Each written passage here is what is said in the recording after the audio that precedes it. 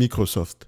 Alors, ici, on a une stabilité des revenus, normale, croissance même des revenus. Qu'est-ce que je raconte? En termes de volume de croissance, ici, c'est très important. C'est toujours intéressant de voir si on a une accélération, une diminution ici. On a plutôt quelque chose de stable par rapport aux années précédentes ici. OK, ça reste une bonne chose. Sur les 10 dernières années, à peu près, on avait une croissance moyenne de 10%. Sur les 5 dernières années ici, on a une croissance moyenne de 13,94, donc elle accélère, OK. Par rapport aux 3 dernières années, ici, on a 14%. Donc, on a une croissance qui accélère de plus en plus. La croissance ici des revenus accélère. On aime bien ça. Ensuite, on va regarder la marge brute. Est-ce que la marge brute augmente? Alors, entre 2010 et 2016, on a une diminution de la marge brute sans grand effet sur le business ici, en réalité. Et à partir de 2016, on a une augmentation de cette marge brute-là. Maintenant, toujours aller vérifier pourquoi est-ce qu'on a cette diminution-là. Est-ce que c'est parce qu'on a essayé on a commencé à aller dans le cloud, ça demandait beaucoup de dépenses ici, donc c'est-à-dire qu'on a sacrifié les marges ici au début pour lancer le business. Bon, je n'en sais rien, hein. C'est juste des hypothèses en l'air comme ça, ok? Mais ici, à partir de 2016, on constate qu'on a une croissance des revenus. Pourquoi est-ce que c'est important de savoir pourquoi s'il y a eu une différence précédemment? C'est juste que ça pourrait revenir. Donc, on est obligé de savoir à peu près qu'est-ce qui s'est passé à ce niveau-là. Et encore, c'est bien de regarder la marge brute comme d'habitude ici. Je pense que vous commencez à devenir à peu près des experts.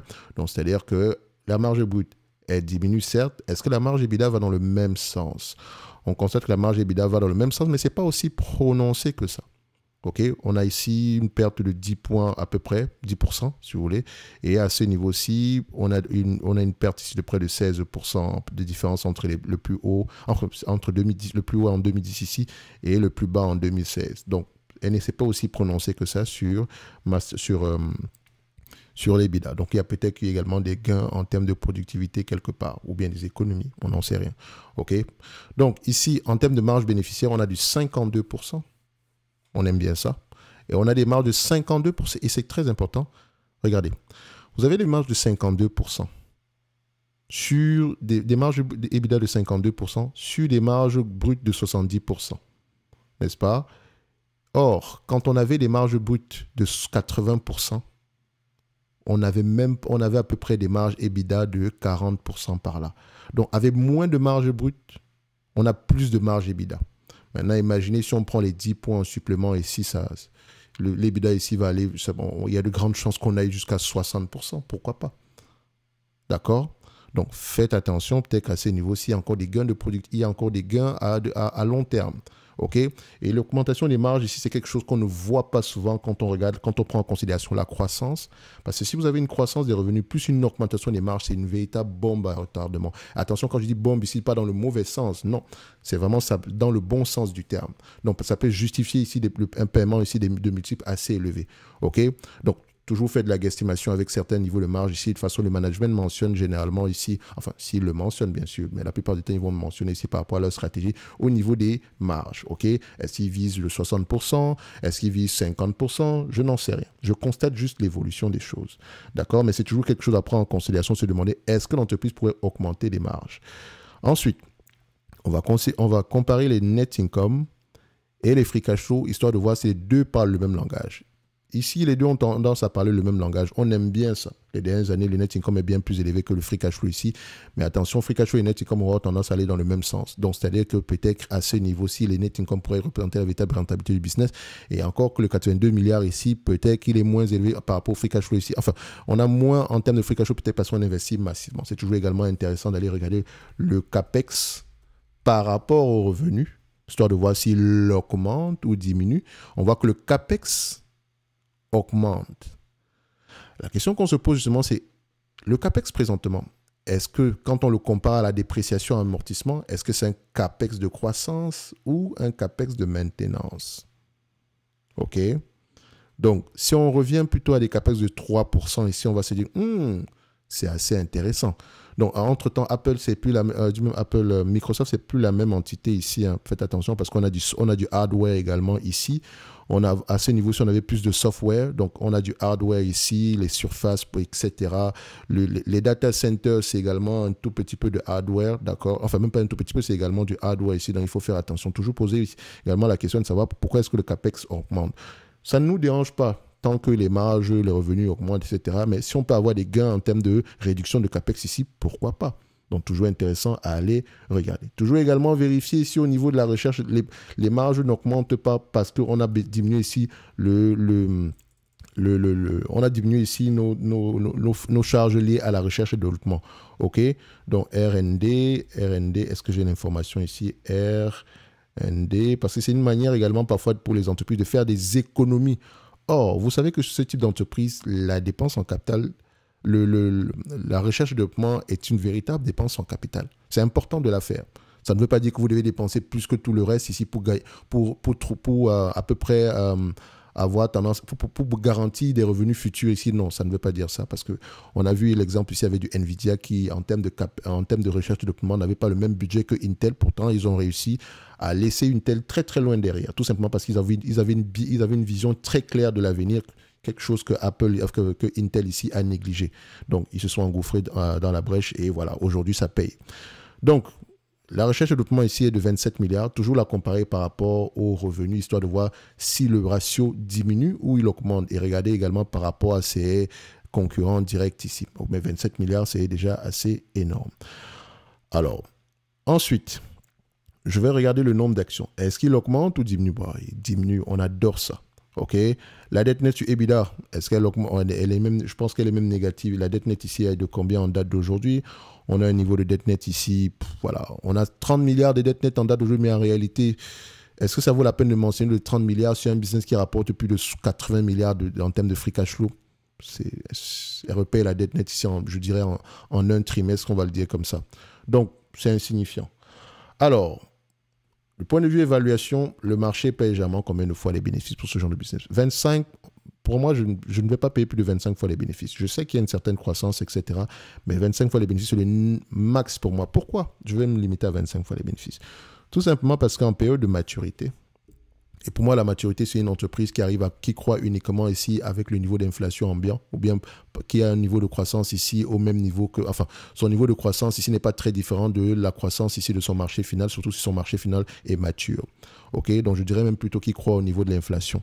On va le dire comme ça. Donc, ici, 25 fois les bénéfices, c'est assez justifié pour moi pour ce genre de business-ci. La qualité de cette entreprise, elle peut augmenter les marges, etc. Donc 25 fois les bénéfices. Mais ça ne veut pas dire que parce qu'on paye 37 fois les bénéfices ici, que ce n'est peut-être pas justifié parce qu'on anticipe un niveau de croissance futur assez élevé. OK? Donc n'oubliez pas. Donc je vais me limiter à 25. D'accord? Alors, qu'est-ce que ça va nous donner du point de vue évaluation? Je viens là. MSFT. Microsoft. Alors, 25 fois les bénéfices, on sera à peu près aux alentours de 325 $ l'action. N'oubliez pas une chose, c'est 2026. Et qu'est-ce que vous constatez ici? La croissance 12, 22, 19. D'accord? Cette croissance, et là, je prends les fréquences, si je prends les bénéfices nets ajustés, on aura peut-être quelque chose de plus élevé que ça. D'accord? Donc, prenons même les bénéfices nets ajustés. D'accord? Parce qu'entre-temps, ici, vous remarquez que les free cash flow peuvent être impactés ici par la dépense en capital de croissance. Donc, à 25 fois les bénéfices ici, on est à 392 $ l'action. Donc, je dirais que l'entreprise est correctement évaluée par rapport à ce qu'on a ici. OK? Mais attention, ça, c'est 2026. Si on a ce niveau de croissance jusqu'en 2029, on a peut-être une légère sous-évaluation. Donc, le plus important, toujours, c'est de connaître à peu près la taille du marché. D'accord? Voir à peu près d'où est-ce que ça va provenir. Bon, sur Microsoft, on aura sans doute la réponse ici. D'accord? Il y a de grandes chances qu'on ait la réponse ici, mais toujours aller vérifier, il faut les chiffres.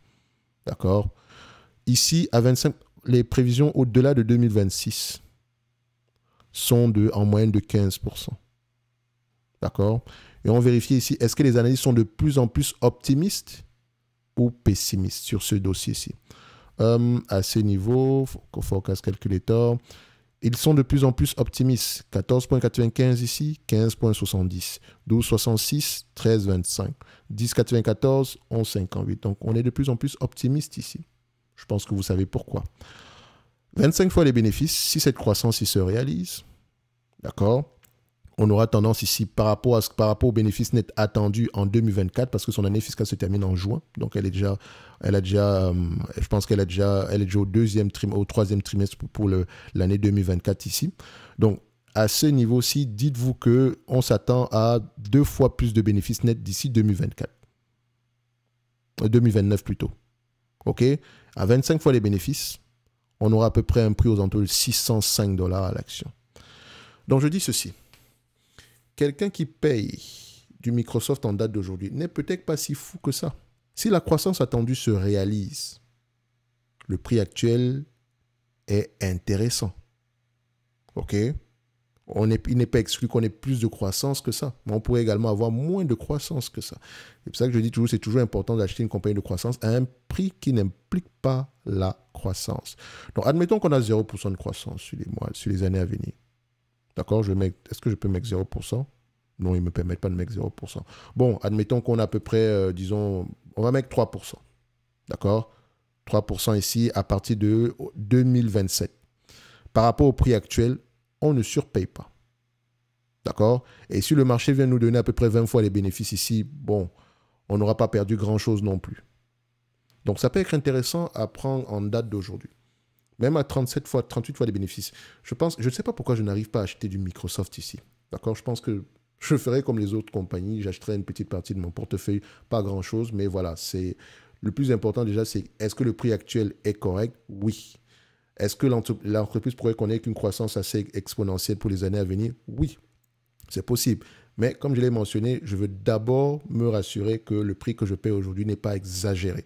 Et je pense qu'il n'est pas exagéré par rapport à la croissance qu'on attend sur les 2 prochaines années, qui pourrait se réaliser également ici, tout simplement parce que ça reste également un business assez prévisible. Donc les analystes ont tendance à faire de bonnes prévisions sur ce business-ci.